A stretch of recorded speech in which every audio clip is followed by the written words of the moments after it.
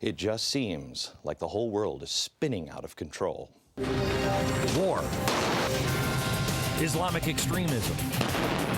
Europe on the brink. Even pirates now. Closer to home, Mexico isn't safe for vacations or our kids anymore. 6,000 were killed or beheaded on our border just last year. And Phoenix now has the second highest rate of kidnapping in the world.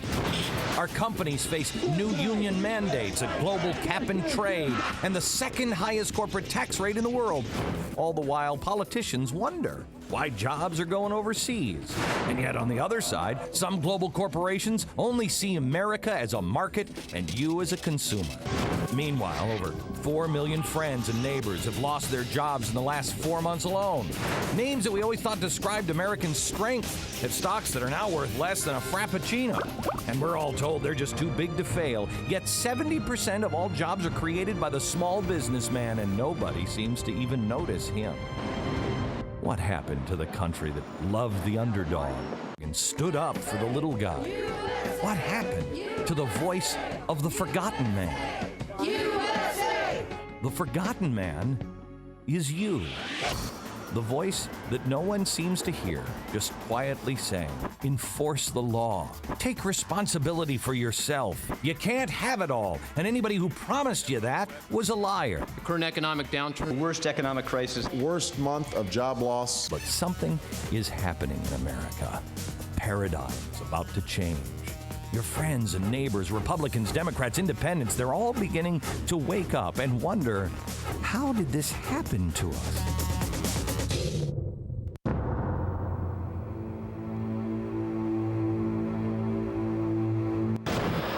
19 men lay awake all night in preparation.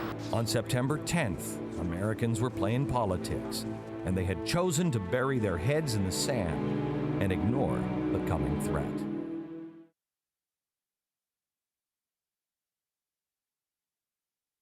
I remember how picture perfect the day was.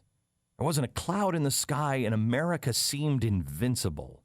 And yet, in the blink of an eye, that airplane appeared to hit a little bit down the building around the 50th or 60th floor. Again, it struck flush. The skies were filled with black clouds, and our hearts were full of terror and fear. Absolute disaster. We realized for the first time how fragile we really were.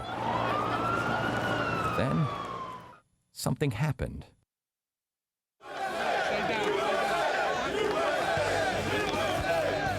We came together, and we promised ourselves that we would never forget.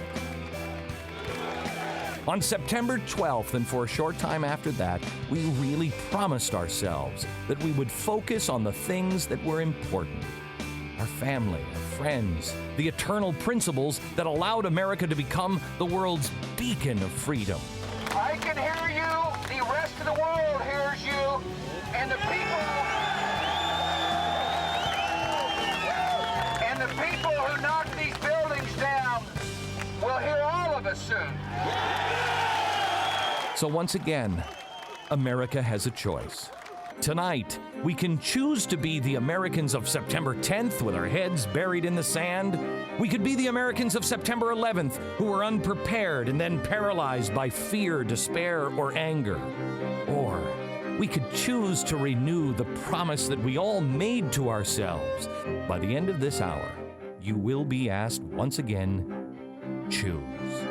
Will you commit yourself to really live America's time-tested values and principles?